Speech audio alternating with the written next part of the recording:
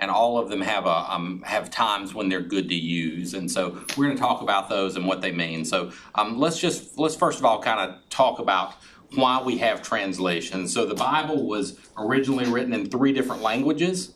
Most of the Old Testament is written in the language of Hebrew. That is Hebrew right there. And how y'all doing trying to figure that out? So if you had to read it in Hebrew, you would be in a lot of trouble. I took Hebrew. Looks like it's upside down. It does, among other things. Yeah, a lot of things too. So Hebrew actually only has consonants, or in the original language, it only had consonants. So those dots below are the vowels. They came in and they added them later. You had to learn how to read Hebrew? I did. Oh, no. I had to take Hebrew. That's not the same thing as learning how to read it. So You know, those are consonants. Yeah, that's right. Yeah, and I know that word right there is Hebrew, and I know it because I looked it up and put it on there. I do have a program that shows me all the words. But anyway, so that's the first language that the Bible is written in. Most of the Old Testament is written in Hebrew. The next language, and most of the New Testament is written in, is Greek. This is the common language of the Roman Empire at the time. It was called Koine Greek, which is just a way of saying common Greek. This was the language of the people. I can read a little bit. I'm going to show off in a minute and read y'all some Greek, but I can read a little bit of Greek. And if you'll look, you kind of feel like you recognize some of those letters, right? The only problem is they're not what you think they are. Some of them are, and some of them aren't. Elena is what that word says right there, which is you can see some of that, I think, if you look. But Two L's are like slides. the N, the thing that looks like an N, is actually not an N. It's more like an E, and the V is more like an N. Elene. So anyway, Greek is more recognizable to most people, and you'll see there are a lot of words that are English that come from the Greek that you recognize. The word Helene is from Helen, which was basically, that was, what was his name? Alexander the Great's mother. And so Ellen is just another word for Greek. What happened is Alexander the Great comes in and he conquers the whole world and he gives them a common language, which was Greek. And so that's why everyone spoke it. When the Romans took over from the Greeks, they kept the language because everybody knew it already, and it was a common language that was seen throughout the Roman Empire. And then the final language that we see is something called Aramaic. It was the main language spoke by Jews during Jesus' day. So we see part of Ezra, part of Nehemiah are written in Aramaic, and there are just a few select phrases in the New Testament that are written in Aramaic. As a matter of fact, they're all said by Jesus, and it leaves them in Aramaic in most English translations. So you'll see Jesus say some things from the cross, and those are in Aramaic. And Aramaic is really what Hebrew had become by the time of Jesus. So if that looks kind of Hebrew-y, if you notice, and so that word means Aramaic. Okay, all right. I did not take Aramaic in seminary, but those. So the bottom line is there are 3 very foreign and actually very dead languages that the Bible is written in, which makes it very important that we have translations, because those are languages that are written in other than English, but also in languages that nobody speaks anymore. There's some people who speak a little bit of Hebrew, or a few people who speak a lot of Hebrew. No one speaks Greek. Greek is a dead language, or at least it is as it's read, as is Koine Greek was. There are people who speak another form of Greek now, and Aramaic is a dead language. So because the Bible was written in these other languages, we have to have translations. We're not like the Muslims who say you have to read it in the original language. We don't think that's right. We think that the Bible should be in language. Now, a language we understand. Now, here's the problem. There are more than 900 English translations of the Bible. 900. Some of them would be, come on in here, Skipper. Some of them would be translations that you would understand and you would recognize. We talked about some of them: ESV, King James, New King James, CSB, all those. And some of them you would look at and you go, "That's a translation of the Bible." It looks nothing like a translation of the Bible. So because there's so many of these translations, it can be very hard to know what is the right translation to choose? What is the right translation for you? And so we're going to look today and talk about why we have all these translations, how we make decisions about what the best translation is for you, and then hopefully by the end of this you'll either be very comfortable with the translation you already have and know that you can be confident that it is God's Word and you don't have to worry about that, or you'll say, you know something, maybe it's time for me to get a new translation. One of those two things is possible, okay? And so let's talk about what that is. Okay, first thing. Did y'all know that language changes and changes constantly? So the first time I heard the phrase, somebody said to me, "You're not going to believe what happened," and told me they go, "No cap." Right.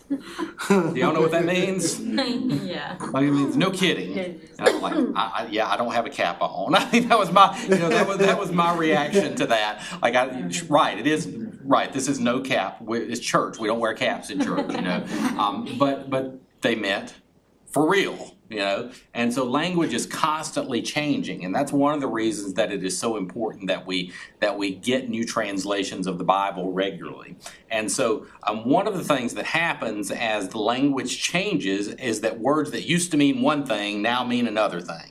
And so when you read an older translation, you may run up on something and you think it means one thing, but it actually means another thing. So they're called false friends. And so here are two simple examples of that. So in the Sermon on the Mount, Matthew 6:6 in the King James, it says, "But thou, when thou prayest, enter into thy closet, and when thou hast shut thy door, pray to the Father who is in secret, and thy Father which seeth in secret shall reward thee openly." Now, most people, when they read that in King James, the thing that jumps out to them is the these and the thous and the iths on the end, those kinds of things. But that word closet, okay, this is an easy question. It is not a trick question by any stretch of the imagination. When you hear the word closet, what is a closet? Put clothes in. Yeah, it's a place that you put your clothes in. When in 16 whatever, when this translation was written, a closet was not a place that you put clothes in. It was just another word for a room. So when you read that, you're thinking, okay, I've got to go get in with the coats, get on top of the shoes and pray, and okay, I'll do it. And that's not a bad thing to do. Sometimes maybe you need to get in an intimate place, okay? But that's not what he means. That's not what the King James means when it translates it there. So that's kind of a funny idea, but that's not as serious as this next one, because this one could lead to some theological misunderstandings. In Genesis 1:28, it says, "God blessed them and said to them, be fruitful and multiply and replenish the earth and subdue it and have dominion over the fish in the sea and the fowl of the air and over every living thing that moveth upon the earth." That word replenish, what does the word replenish mean? Refuel. Refuel, okay. What else?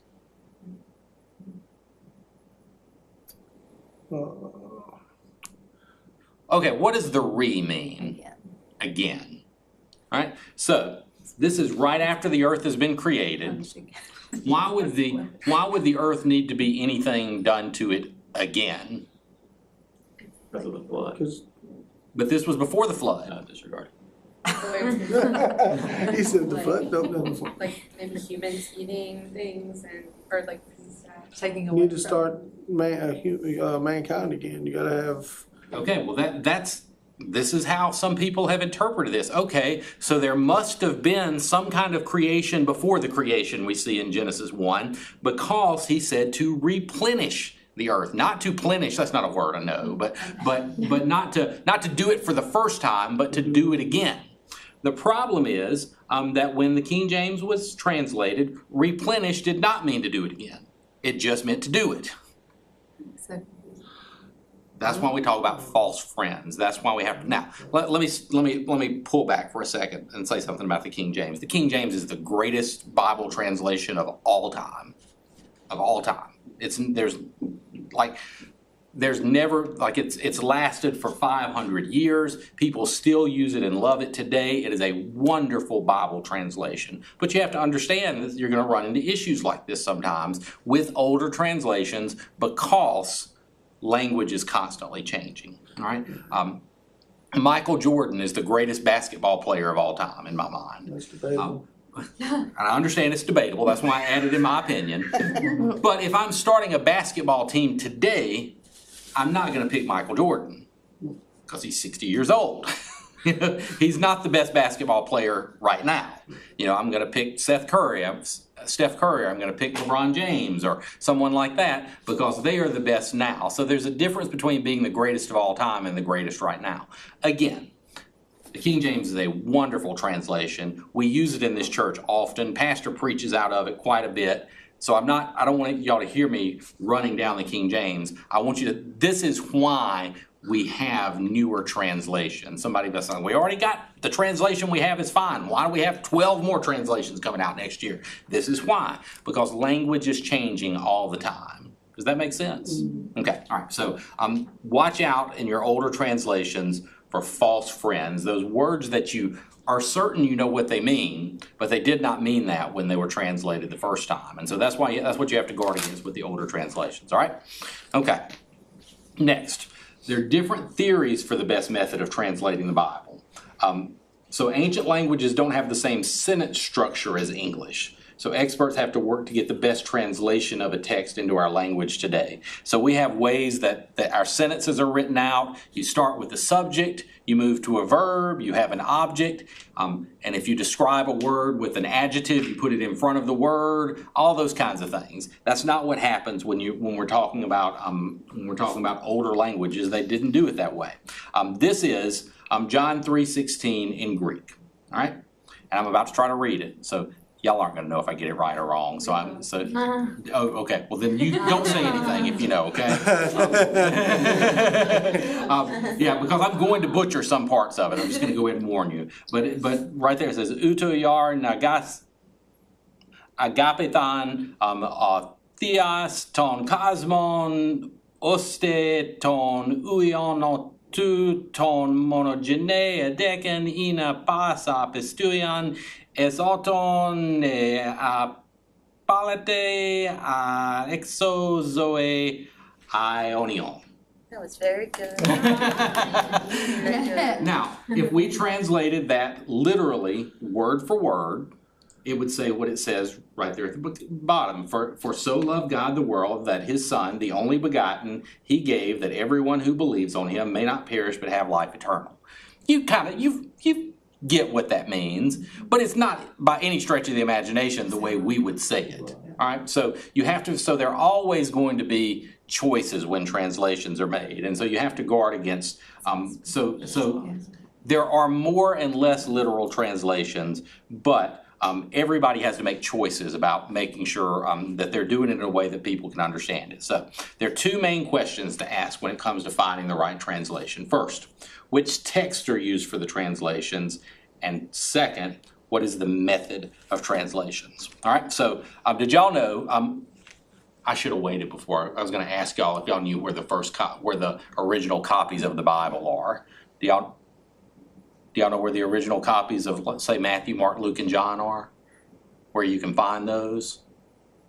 You cannot find those, all right? There are no original copies of any of those texts. So you can't go to some museum and say, hey, those are the very words that Matthew wrote down on the page, the very words that John wrote down on the page. That's not how it works. And probably best that it's not that way. What would we do with texts like that if we had the originals? What would we be tempted to do with them, do you think? Probably change it. Or change it? Probably break it down more than what it needs broken down. Okay, maybe break it down. Like we would almost, I think we'd almost worship those texts. You know, we'd treat them like I mean, think about do y'all know about the Indiana Jones movies? Is that like, okay, I'm sorry, I always have to make sure with y'all's age. They were looking for the Ark of the Covenant in the Temple of Doom, and it was going to be the greatest find in history. And, of course, they all blow up and the Nazis are killed and all that. Y'all know that. But it's like they're constantly looking for these to the point of obsession. And so these artifacts would probably be something that would almost be worshipped. So we don't have the original text of any of the Bible, but we do have thousands of ancient texts. So just for a comparison, Homer's Iliad has the second most ancient copies with 2,000. But the Bible, we have 24,000 ancient copies of text. Why is that important? It's important because it gives us confidence that even though we don't have the original text of the Bible, that we have the truth of the Bible. We have accurate renderings of what the Bible is, because all those 24,000 texts are very, very close. And we're going to talk about the differences in a minute. But all those texts point us to something. All right, so here is the first oldest copy of the New Testament that we have. It dates back to about 400 years after the birth of Jesus. It's the Codex Sinaiticus. It's the entire New Testament, but it was 400 years after Jesus. Here's the earliest copy of a fragment of the New Testament that we have. It is a copy of the Gospel of Mark. It dates back to the year 80 to 90. Papyrus 137 it's called. That's not the original copy, but you're getting pretty doggone close when you get to the years 80 and 90. Mark was probably written in 50 AD. So you're very close to something when you get to that. All right, and so here's my point. There are two major text families that English Bibles are translated from. The first is called the received text, or the Textus Receptus. It is a Greek text that is the basis for the King James Bible and the other English translations at the time. It used the best manuscripts that were available at that time in the 1600s. All right. Great translations, but it used the best that were available. And then there's the majority text. Guess what's happened since 1600 with those ancient texts? We've discovered new ones. All right, so we've discovered lots of new ones. Y'all heard of the Dead Sea Scrolls? We've discovered lots of new ancient texts since 1600. And so the majority text is a way of looking at all the ancient manuscripts, including many discovered since the King James Bible, to determine the original text. It's used for most modern translations. So translators use something that is called textual criticism to try to discern what these ancient texts, which have minor differences, and we're going to talk about what those minor differences are in a moment, to figure out what they have to say. So I want you to imagine, how many of you are terrible with autocorrect on your texts?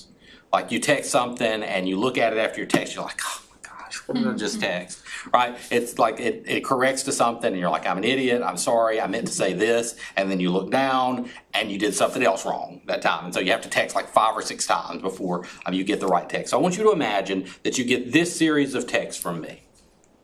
And the first says, I will bring you % dollars to the Raising Cane's on North Hill Street at 5 o'clock Tuesday. And I look at it and I'm like, idiot. Try it again. This says, I'll bring you $500 to the Raisin Candy on North Hill Street at 5 o'clock on Tuesday. I'm like, golly, I did it again. So I text again. I'll bring you $500 to the Raisin Cane's on North Hill Street at 5 o'clock Tuesday. Look at it again. Idiot. So I try it again. I'll bring you $500 to the Raisin Cane's on North Hill Street at 5 o'clock on Tuesday. And then a 6th time, and I screw it up again, and I'm like, I'm done at this point, right? I'll bring you $500 to the Raising Cane's on North Hill Street at % o'clock on Tuesday. Do y'all know what I plan to do by reading those texts? Okay, can somebody tell me what I plan to do? I'm going to bring $500 where? Raising Cane's. The Raising Cane's. Which Raising Cane's? On North Hills at 5 At o'clock. 5 o'clock on Tuesday. How do you know that? Just putting it all together. Putting it all together, it's very clear, looking at all of them, what I intended to say here. I tell you all that this is what Bible translators do. There are minor differences like this in these ancient texts. Why would there be minor differences in those ancient texts? What do you think might be reasons that there might be minor differences? Like we can't tell Typos. from. Well, typo would probably not be the right word, But yes, Also, like the game telephone, you know, when people hear Yeah. something passed down, like minor things change in the Yeah. story. well, here's what would happen. The scribes who copied these texts down were very meticulous. They worked really hard to make sure that they were getting the right thing. And most of the differences, sometimes you'll hear skeptics say, if you go back to those ancient texts, there's so many differences, you can't know what the right one is. These are the kinds of differences there are mostly in those ancient texts. So if you read all of the text together, you're going to go, it is super obvious what that verse meant. So scribes would be copying something down and they would misspell something. They would transpose two letters. You know, they probably had people with ADD back then too, you know, and what's the other one that you, dyslexia. Probably, they would get a couple of letters transposed. They would misspell a word. They would have a grammar error in it. But it's obvious reading it what they meant. When you hear that there are lots of differences between the texts, these are the kinds of differences that there are. There, for the most part, we're going to talk about a couple of places where it's not that, but for the most part, that's what they are, right? Those differences are in the manuscripts, but it's almost always clear what's being said. So of the thousands of differences between manuscripts, most are spelling and grammar errors. Very few of them change the meaning of a particular verse or a passage, and none of them change the meaning of any Christian doctrine. So please don't let anybody ever tell you that we can't trust the Bible because all the ancient manuscripts say different things, because they simply, they don't, right? So that's really important there. Next. Now here's a much more concerning thing. If you read a King James Bible, say you've read the King James Version your entire life, and you pick up an NIV or an ESV and you start comparing them, you're going to find verses that are missing from the newer translations. What would your reaction be if you were reading the King James and the ESV side by side, and you get to Matthew 17:21 in the King James, and you look at the ESV and there is no Matthew 17:21, it skips right to 22 from 20. What would your first reaction be in that? Yeah, what is going on here? What are they trying to hide from me, right? Why would they take these verses out of the Bible? There are missing verses in the newer translations. Matthew 17:21 is one of them. Somebody look that up real quick. And I mean in your newer translations because you're going to see it's not there, but I want you to read the verses around it. 17:20. Yeah, read verse 17:20 and then 17:22. He said to them, because of your little faith, for truly I say to you, if you have faith like a grain of mustard seed, you will say to this mountain, move from here to there, and it will move, and nothing will be impossible for you. Okay, and then verse 21 says, I don't have to. yeah, so howbeit this kind goeth not by prayer and fasting, and then verse 22 says what? As they were gathering in Galilee, Jesus said to them, the Son of Man is about to be delivered into the hands of men. So it just moves on to the next story. So that verse is missing in newer translations. And then, I do have it in mine. what do you have? It says, however, this kind does not come out except by prayer and fasting. Is that a New King James? It's Holman Christian Study Bible. Oh, okay, Holman. Okay, and yours has it too. So some of them have it, some of them don't. So that's the first, and I forgot to write down this is in Matthew 2, and I can't remember the verse on this, but there's another one in Matthew here where it talks about the Pharisees and the hypocrites. There are several verses that are not in most of the newer translations. There's 16 verses in the New Testament of the King James Version that are not found in most modern translations, all right? So in each of these cases, those verses are not found in the oldest and best manuscripts. Many of them can be found in other parts of the New Testament. So this is more than likely what happened in most of those cases. Go back to this previous verse. Matthew 17:21 is found in this same story in Mark. And so probably it was not in the original version of Matthew, but the same scribe who transcribed Matthew also transcribed Mark. And he's been making so many copies, he remembers that afterwards, and he wrote it in there. Either that, or he wrote it in as a footnote. You know, you'll have footnotes in your Bible, and then a footnote accidentally turned into a verse at some point. So that's more than likely what happened in all of these situations. But if you go back to the oldest and best manuscripts, you'll find that they're not in there. And the good news about this is that first of all, again, most of them are found in other parts of the New Testament. So it's not like the modern translators are trying to hide these things. They've taken them out everywhere if they were trying to do that. And second of all, none of these missing verses change the overall meaning of any doctrine, or really, for the most part, any particular passage. All right? So that's important to understand. So that is looking at the kinds of texts that you're going to read. So as I said, the King James, the New King James are mostly going to use the Textus Receptus, these older manuscripts that were around in the 1600s. The newer translations are mostly going to use what's called the majority text. In other words, include these newer texts that we've had. And so sometimes you will hear certain people who will say, well, we can't trust the newer translations because there are differences or because they're missing verses. Do y'all understand? Does that help y'all understand that? Okay. Any questions about that before we move on? Those are the two. So that's the first question. Which text family am I going to read from? The New King James, the King James are going to use that older text family. These newer translations are, for the most part, going to use the newer text family. So that's the first question. The second question is, what translation theory are they going to use? And so I want to give you 4 theories of translation. I know y'all didn't think we were going to get this deep this morning, but I hope this is going to help you understand Bible translations a lot better. The first theory is formal equivalence. That is a text that attempts to translate the text word for word from the original text. So the goal is in formal equivalence, and we see this in the King James, the New King James, the ESV, the New American Standard Bible. We're doing our best to go word for word on what those mean. We're trying to make it a very literal translation and getting those words right. So that's the first one. The second one is formal equivalence, and in those kinds of translations, you're attempting to translate the text. I wrote this wrong, thought for thought from the original text. So it may not be the exact wording of the original text, but it's trying to get the basic thought across. And so if you read, oh wait, I know what I did. There it is. No, yeah. Sorry. There it is, dynamic equivalence, sorry. That attempts to translate the source from thought to thought. So the NIV, the New Living Translation, those are dynamic equivalence translations. I'm going to talk about their strengths and weaknesses to both of these kinds of translations. So don't hear me necessarily saying that one is better than the other, though I'm going to say one is better than the other in a minute. And then you have a combination translation. That means it uses both word for word and thought for thought translation depending on the particular passage. So the Holman Christian Standard Bible and its Update the Christian Standard Bible are examples of sometimes maybe they mostly use word for word, but in some places they go, you know something, this is going to be better translated if I try to go thought for thought instead of word for word. And then finally, there is the paraphrase that attempts to convey the meaning of the text without being constrained by the actual words found in the original languages.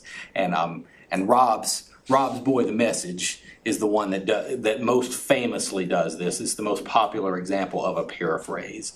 And so what you'll read in The Message, The Message is translated by one guy.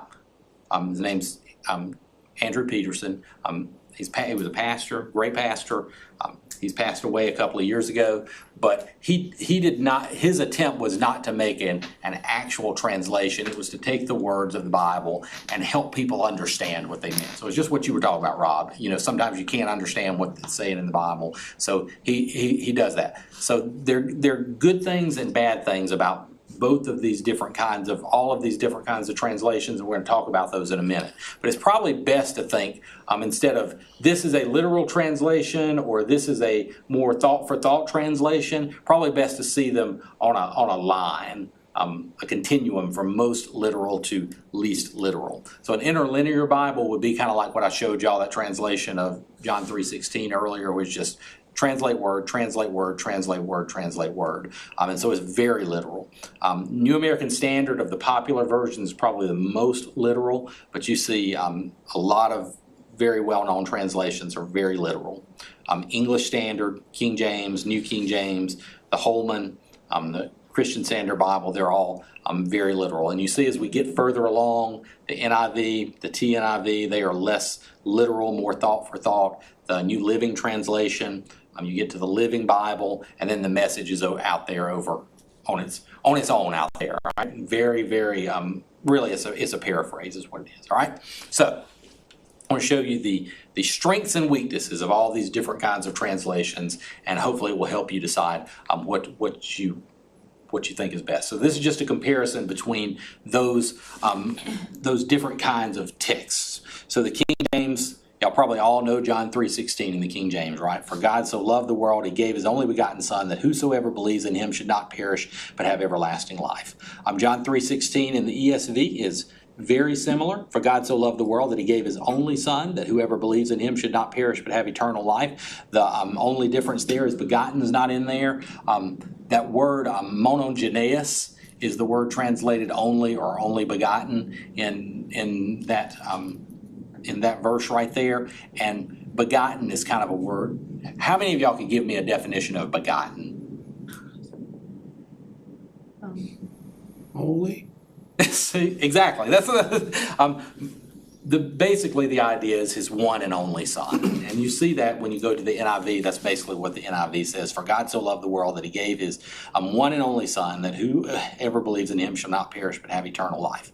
The Christian Standard goes a little bit further. It says God so loved the world in this way. So that word, or God loved the world in this way, that word so could mean a couple of different things. So if you say, I love you so much, that means what? What does so mean there? I love you a bunch. But if I said, if you said, well, how did he do that? And you said, well, he did it so. What did that mean? Like this. He did it like this. And so probably the CSB gets this better for what that means right there. The translation, God does love the world so much. He loves it a bunch, okay? But the translation probably is better. God loved the world this way. How did he love the world? He did what? Give his only Son. He gave his only Son, that everyone who believes in him will not perish but have everlasting life. And then you see the Message goes the other direction with that translation. You notice that? This is how much God loved the world. That he gave his Son, his one and only Son. And this is why, so that no one need to be destroyed, but by believing in him, anyone can have whole and lasting life. Peterson takes that and he says that so there is meant so much instead of this way. And so you see how different translations go different directions with that. And so I think the CSB is the better translation of those two, but I think it's a good comparison for you to see there. And also, it's probably the reason why those other three translations just put so in there. Figure it out on your own. That's probably what they're saying, okay? We're not sure which one he means, so they just go with so. That word in Greek is gar, and it can mean either one of those things. All right. So let's talk about the different benefits and drawbacks of these translation methods. First of all, formal equivalence. Again, this is King James, New King James, ESV, New American Standard. The benefits are that they are much closer to the literal words of the ancient text, but the drawbacks are that they can be more difficult to read and understand. Go back to this. Look at those first two. You know what they mean, but if you go down to the other two, they're just easier to read. They flow better. They're not wooden. So that's the danger with the drawback with the more literal translations, the formal equivalence translations. Now, the dynamic equivalence is that they're generally easier to read and understand, but they stray a bit further from the original language of the text. And so what is the danger of moving away from what the words actually say in the ancient texts? You can make them what you want them to say. You can make them say what you want them to say. That's exactly it. And so, listen, I don't think that any of our modern translations, like the NIV and things that are more dynamic equivalents, do that. But there are places where it strays a little bit further toward what I think this means than what it actually says. I think also there's so much meaning in how things were word for word and how the ancient peoples describe things. Just like we talked about last week, these different people had a whole different culture. A lot of them came from shepherding and nomadic backgrounds, so they have a different way to describe things that gives a lot of meaning to the character of God. To I'm just thinking about Psalm 23 in my mind and how that was written by a shepherd, and so there's a lot of things that are worded in a way that we wouldn't understand, like he makes me lie down in green pastures. Like, why doesn't he just lay me down in a green pasture? But like, because sheep will not lay down unless they feel completely at peace. Like, there's no predators out there that are gonna, attack them if they lay down. So like, the presence of the shepherd there makes them be like, okay, I can lay down. So, and it's just like, if that's just one verse, like there's so many verses, so many chapters. Think about all of the meanings that you just like lose that are just like so like intimate to the character of God when you stray from the original text. So I think like it's good to have something that can like kind of tell you, like this is kind of what it's meaning, like if you don't know what it means. But if you do that for like the entire Bible, I think you lose a lot of just very intimate language. Yeah. That's in the Bible. Yeah, that's exactly right. So that is definitely the drawback to those dynamic equivalence texts. They have strengths and they have weaknesses. Of course, the other does too. Now the next one is the combination methods. We're going to talk about the CSB and the HCSB. The benefit is that you have the best of both worlds, and the drawback is you can also have the worst of both worlds, right? So we have to guard against that. And then finally, the paraphrase. The benefits is that often something like the Message can powerfully draw out a meaning in the text that can't be done in the other translation methods and help you understand it in a way that you couldn't have understood it otherwise. But the drawbacks is sometimes it can draw out meanings that aren't actually in the texts. I think John 3:16 is a really good example of that. I think that he went the wrong direction with that translation right there. I think the better translation is God loved the world this way, not God loved the world so much. So that's the danger you can have in those, okay? So here are my recommendations. I know y'all are shocked that I'm going to give actual recommendations, but this is what I would say. Use a formal equivalence translation or a more literal translation, ESV, New American Standard, even King James, to do most of your Bible study. But you can use a dynamic equivalence translation to gain insight into hard to understand passages, so it help you get in there. And then you can use a paraphrase. Just don't. I wouldn't use a paraphrase as your go-to, because you're going to miss some things. But if you're like, man, I have no idea what this means, go to your paraphrase and see if that will help you understand it. Often it will. Here's the bottom line. I told y'all I wasn't going to tell you what the best translation of the Bible is, but I'm going to tell you now. The best translation of the Bible is the one that you read a lot. So whatever it takes to get you to read that translation, read it. If you get into the King James and you say, man, I don't have any idea what this means, find yourself an ESV. If you get into the ESV and you're like, I like my these and thous, and I like the poetry of the Psalms and things like that in the King James, and I don't enjoy reading this because it just feels like it doesn't have the King James has just this beautiful flowery language or I read another translation and it doesn't sound like what I read growing up or understood growing up, then stick with the King James. The bottom line is read the Bible a lot. And read a Bible that you can understand, and the best translations are the one that you read daily. All right? All right, I know I did a lot of talking right there. Any questions about any of that? And I also know this was very different than what our normal classes are like.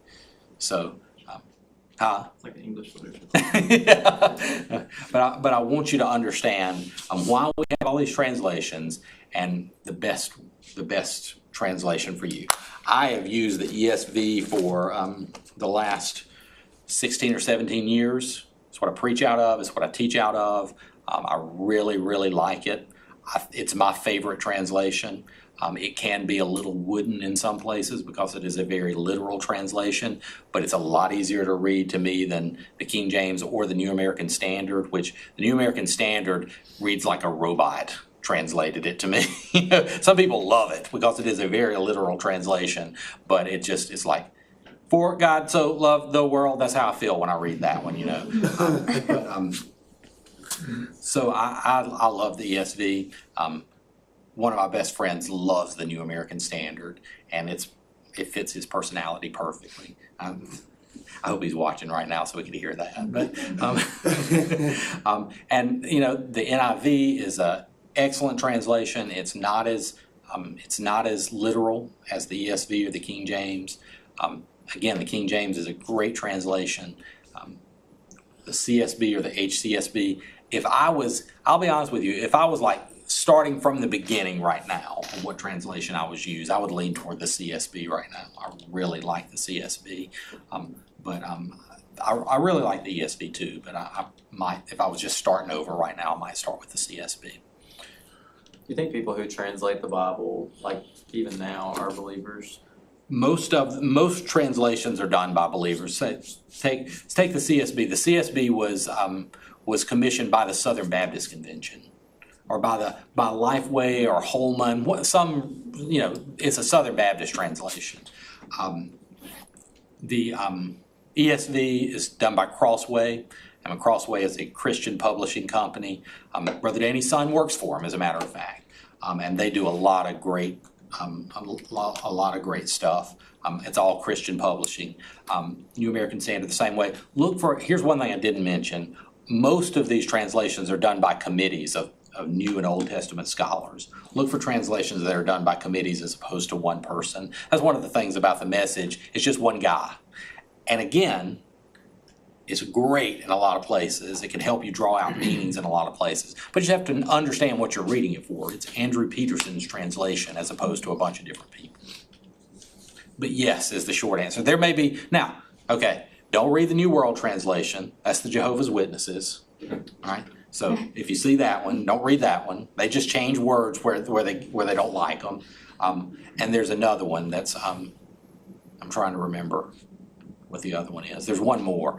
If you will stick to the ones I talked about, you'll be okay. Right? All of the ones that I showed you on that continuum are good too.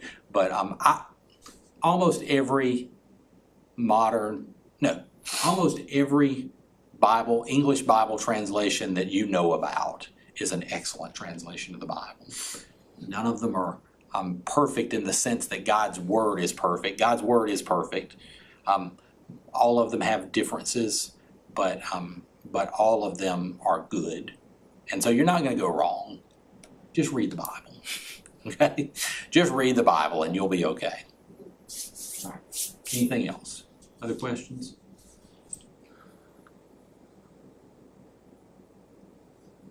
All right. Dalton, why don't you close us out in prayer?